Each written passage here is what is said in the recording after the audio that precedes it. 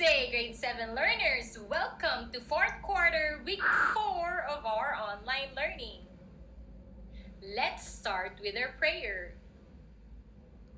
In celebration of Labor's Day, let us pray for all the workers in the world.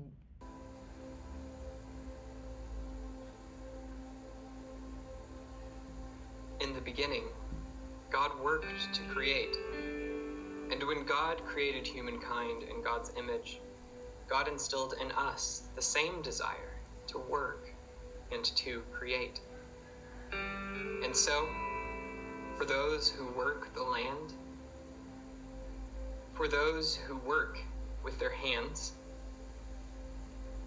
for those who design and create, for those who build, for those who teach, for those who research and heal, for those whose job is to love and to care,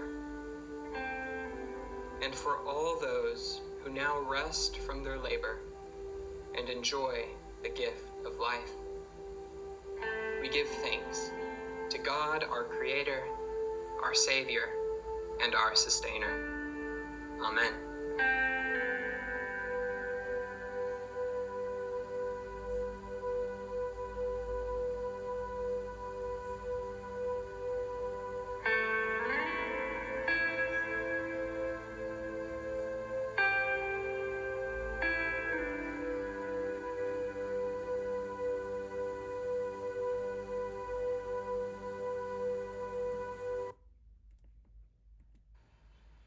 Last week we discussed Quarter 4, Module 2. Employ variety of effective strategies for interpersonal communication. We learned the 3 interpersonal communication strategies, which are verbal communication, nonverbal communication, and visual communication. We also learned the difference between verbal communication and nonverbal communication or body language components. At the end of the discussion, you were asked to answer all your tasks in your Module 2. Before we check your tasks in your Quarter 4, Module 2, let us first recap what we have discussed last week with the help of Teacher Olga from DepEd MP TV. The word interpersonal was first used in 1835, coining 2 words together, inter plus personal. Inter comes from the word interact, meaning to participate or having an activity with someone or other people. Thus, if there is an interaction between 2 or more people, good relationships are being created. When we say personal, we refer to a particular or a peculiar person. Hence, interpersonal means the building of relationship between 2 or more people.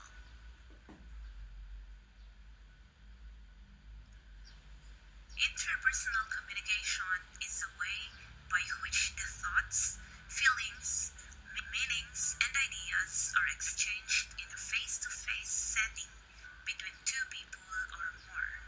It can be performed through an interview, a dialogue, discussion, or a conversation. Having a good interpersonal communication responds to the feelings of other people and expresses respect. Positive results of different opinions are considered. It is important that we are going to build a healthy relationship. It strengthens the bond. If people do not communicate with each other effectively, problems are bound to come. Listen attentively to the discussion for you to be able to answer all the activities that follow. There are 4 types of interpersonal communication. Number 1, verbal or oral. Number 2, listening. 3, written. And 4, non-verbal.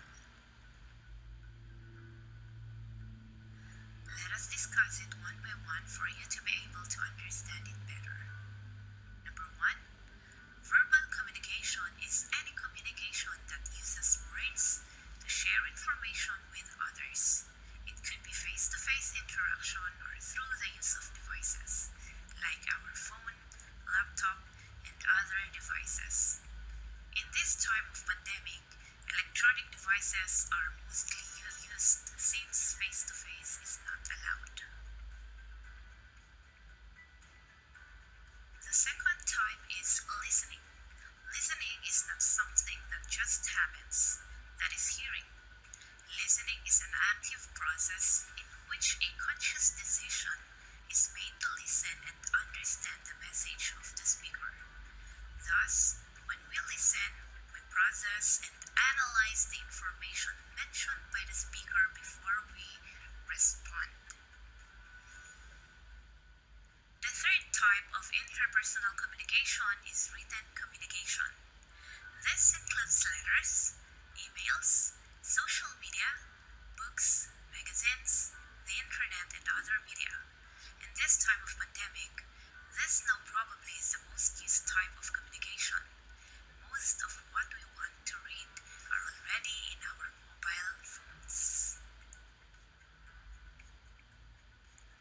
The last type of interpersonal communication is nonverbal communication.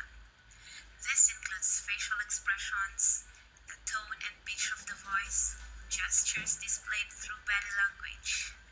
Thus, when we are speaking, we maintain eye contact. However, do not stare because it would send a different meaning. High-pitched voice also would mean the person is mad.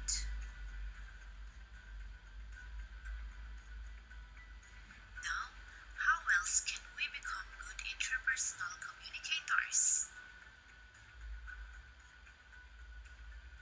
Number one, listen well. It was mentioned earlier that listening is a skill. You must have good listening skills to be able to understand a person's words more clearly and react in a positive manner. Number two, think before you speak. Look before you leap. Oftentimes we speak not knowing that we have hurt other people's feelings. We should think how words are going to affect the person with whom we are communicating before making any comments. Number three, do not interrupt the other person. Respect whoever is speaking even if you do not agree with what they are saying. It is very rude to interrupt a person while he is speaking. Nobody likes to be interrupted because it hampers the thought process and it is disrespectful. Number four, don't deviate. Always try to stick to the topic of discussion to maintain the importance of the communication process. In addition, do not mention anything unrelated to the topic being discussed. Number five, don't show negative body language. A typical communication consists of more than 50% nonverbal communication, which includes appropriate body language. For example, the way you sit, eye contact, hand gestures, nodding your head, and others. Number six, be open to receiving feedback. This shows whether or not the message was interpreted as we wanted it to be. Bear in mind that not all people will agree to what we say. Accept both negative and positive feedback. If you do, surely you will become a better communicator. Alright, so now let us check your tasks in your Module 2. First task, you are asked to look back on disinfection and sanitation tips against COVID-19. You are asked to write at least 5 tips about disinfection and sanitation on how we can continue protecting ourselves from the virus in your English notebook. So you are asked to send me a photo of your output that is written in your English notebook. Second task, you are asked to draw a radial vein. In that radial vein, you are asked to fill in the blanks with the radial vein by giving examples of nonverbal and verbal communication. So for each, making it a total of 8 points. Now, so I will give an example of a type of a communication and then identify whether it belongs to verbal or non-verbal. First example is giving advice. Is it verbal or non-verbal communication? Good job. Giving advice, for example, to a sad friend or a colleague is a verbal communication. Second, rolling eyes or eye twitching. Good job. It's non-verbal communication. When you do that, it means that you don't like or you have a problem with the person you're talking to. No? So try not to do that. Or if you want to signal that meaning, then it's up to you. No? Next, number 3, suggesting or giving a suggestion example for an appropriate course of action. That is good job under verbal communication. Fourth example, how about smiling or frowning? Yes, that's under non-verbal communication. When you smile, it means that you're happy about what you hear. And when you frown, it means that there's something that makes you unhappy or disappointed. Next one, number 5. How about when you shrug or drop your shoulder?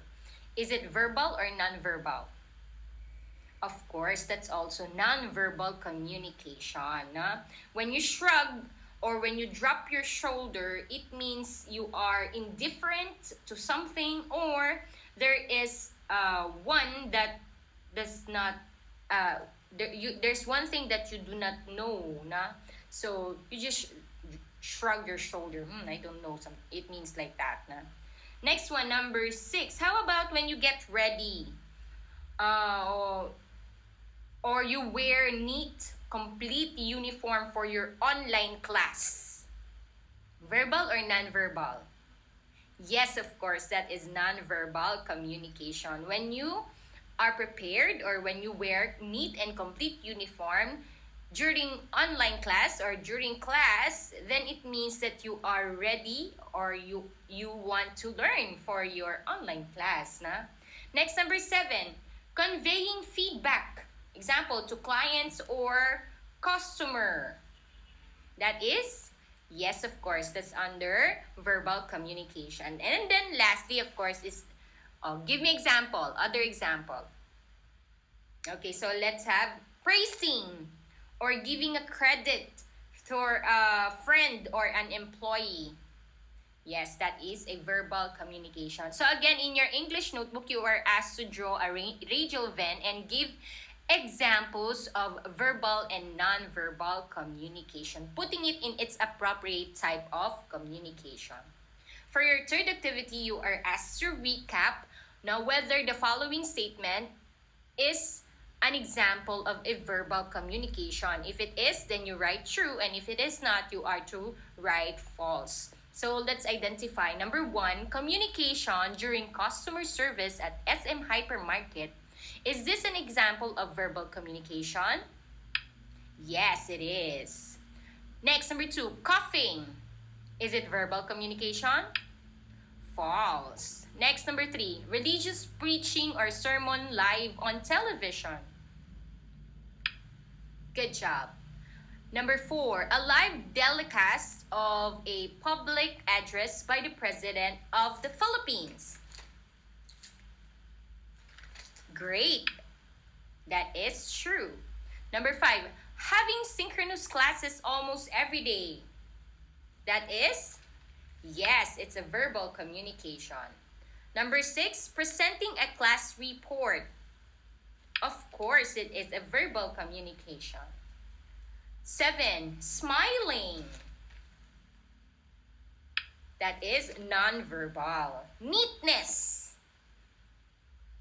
Great job. It's also nonverbal, no? Therefore false. Next, number 9, explaining the effectiveness of vaccines to people with comorbidities and senior citizens. Yes, absolutely. That is an example of a verbal communication. Number 10, heavy use of makeup or applying cosmetic products. Verbal or nonverbal? Yes, it is a verbal communication. So that is a total of 10 points. Answer only in your English notebook. For your application activity, you are asked to write at least 5 important information gathered from this visual representation of the local government unit of Taguig City in their Taguig vaccination rollout plan. So what are the plans regarding vaccination of the Taguig City? Na? So you may start your information about the group of people that are on top here and then going to the next down. So you are asked to write down your important information in your English notebook.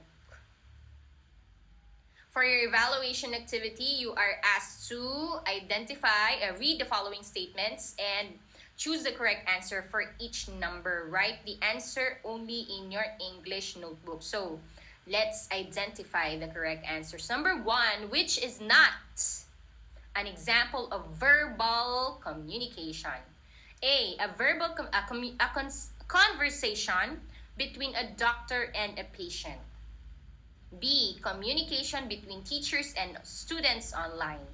C, humming. What is the answer? Which one is not an example of verbal communication? Of course, letter Z. Next, number 2, verbal communication is the use of a blank to transfer information through speaking or sign language. What do we use? A, language, B, sounds, or C, gestures. Yes, we use language in verbal communication. Next, number 3, nonverbal is the transfer of information through the use of blank, including eye contact, facial expressions, gestures, and more. A, voice, B, language, C, talking. What do we use for nonverbal? Yes, of course, we use body language. Number 4, visual communication is the practice of blank representing information to efficiently, effectively create meaning. A, message, B, information, C, graphically. What do we practice when we use visual communication? Of course, that is using graphics, infographics, and so on and so forth. Now, so the answer is letter C. And number 5, interpersonal communication is the process of blank of information, ideas, and feelings between 2 or more people through verbal or non-verbal methods. A, begin, B, exchange, and C, translate. So what is interpersonal communication? It is the process of, yes, exchange, letter B. Good job, class.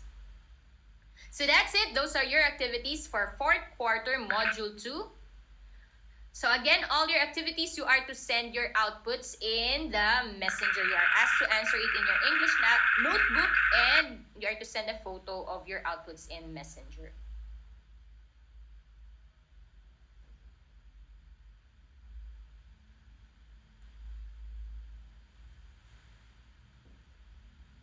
So now, let's proceed with your quarter 4, module 3. This module is about determining worth. Halaga, no?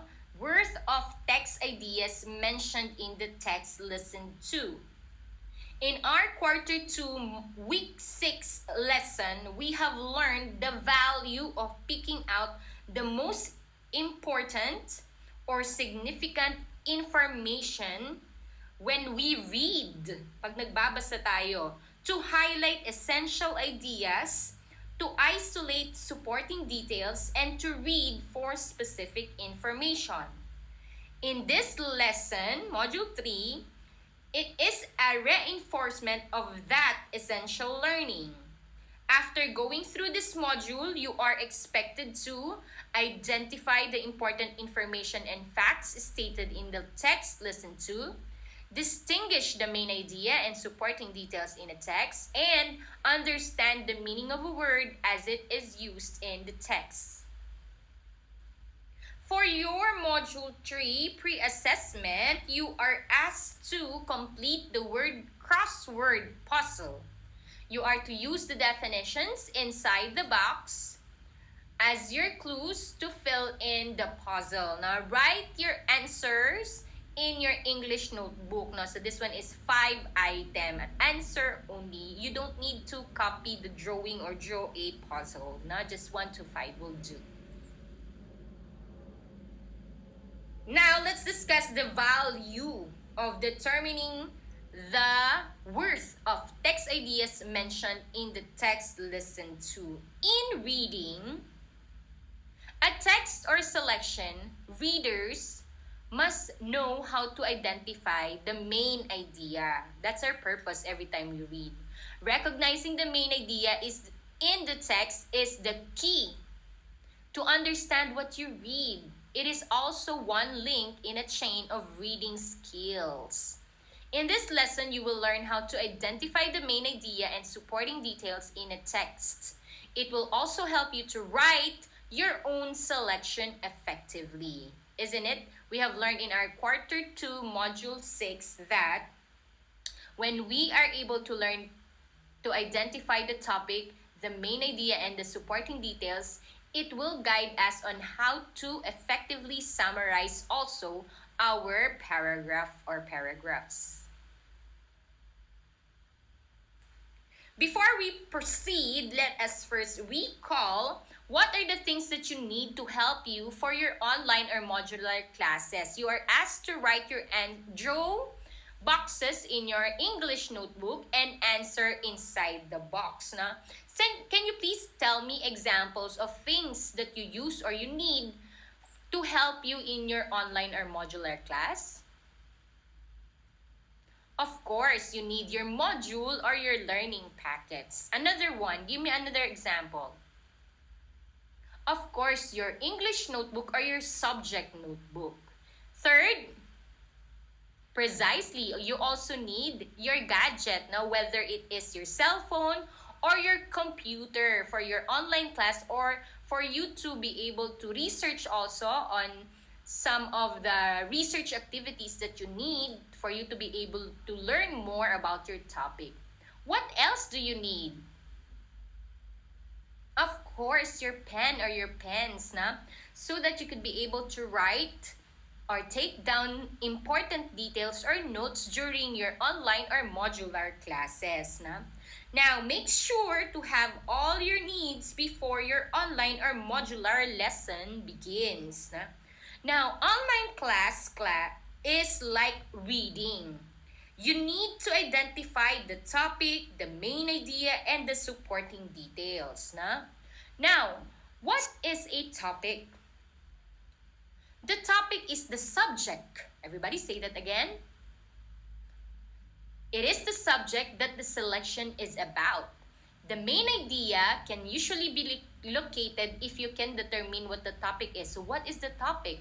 What does the paragraph tell about the topic? Then that is the main idea. To find the topic of the selection, ask a simple question.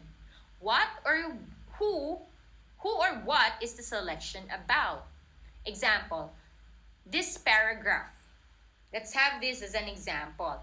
What is the topic or what is being discussed in this paragraph or in this selection? It is discussing about topic. Na? So the topic of this paragraph is topic. And what does it say about that topic? So usually a topic is a word or a phrase, while a main idea, since it tells something about the topic, important idea about the topic, then a main idea is given in a complete sentence. Na? So therefore, what is a main idea? Main idea is the point of the paragraph. So what is the paragraph's point about the topic? Na? It is the most important thought also about the topic. The main idea of the paragraph can be said to be the author's message about the topic. It is also often expressed directly, meaning the main idea is of the sentence is stated in the paragraph itself, na? Or it can be implied, which means that the main idea is not stated in the paragraph. So again, if it is implied, what do you need to do? You need to formulate the main idea based on the idea stated about the topic. Now, if it is implied. Now, how do we locate the main idea?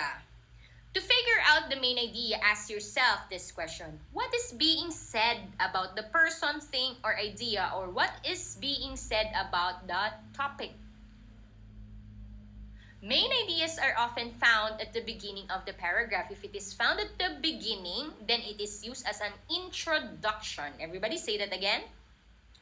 Introduction, so it can be in the first sentence of the paragraph, which often explains the subject or the topic being discussed in the passage. Main ideas are also found, so if it is not in the beginning, it can be found at the ending paragraph, or the concluding sentence. And if that is the case, then the main idea was used as a conclusion or ending paragraph or ending statement. The main idea can be expressed as a summation, if that is how it is used in the paragraph. It can be expressed as a summation of the information in the paragraph as well as a link to the information in the next paragraph. How about supporting details? What is a supporting detail? A paragraph contains, of course, facts, statements, examples. These examples are specifics which guide us to a full understanding of the main idea. They are used to clarify, illuminate, explain, describe, expand, and illustrate the main idea and are the supporting details. So for example, we explain the main idea and we explain also the supporting detail that supports the main idea. So all of this are included in the supporting details. Now, how do we locate or determine the supporting details? First, decide which detail help to further the storyline or explains, clarify, describe the storyline or the topic or the main idea. Decide also which details help you to understand the main idea. Answer questions raised by the main idea such as who, what, when, why, or how about the main idea. So explains further the main idea.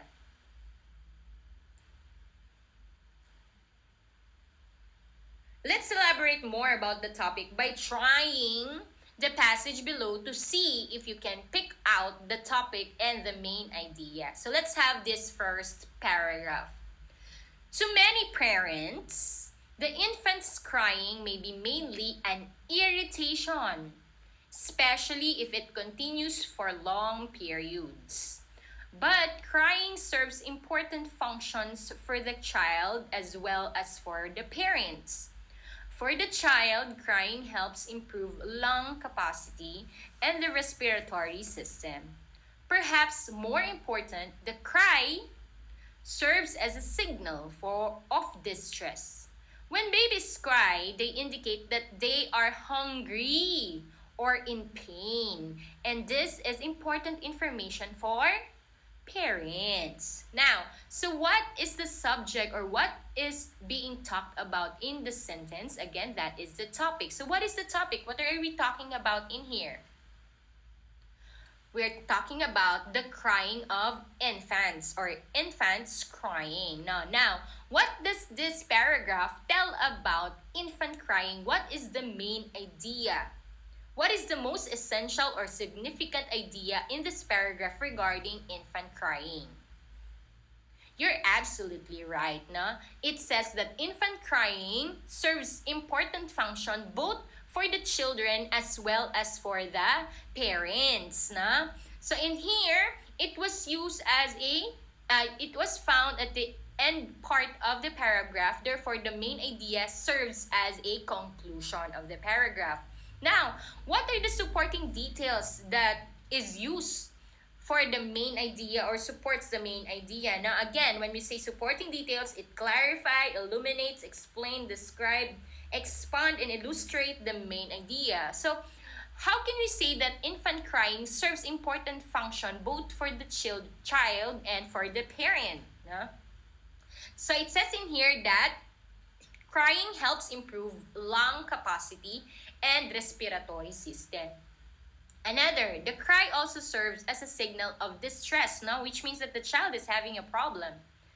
Another, yes, it also indicates that they are hungry or in pain. And so, it serves as an information for the parents. Na? So, good job, everyone. So, now let's proceed with our second paragraph. This time, alright, so the same activity, you are to identify the topic and the main idea. So, let me read it for you. The movie Apollo 13 was a blockbuster for the summer of 1995. It is an exciting story about space exploration. In the movie, the astronauts get in trouble while they are trying to return to Earth. People in the audience are on the edge of their seats while waiting to see what happens. What makes it even more exciting is that it is a true story. So, in the second paragraph, what is the topic? Yes, the movie Apollo 13. Good job.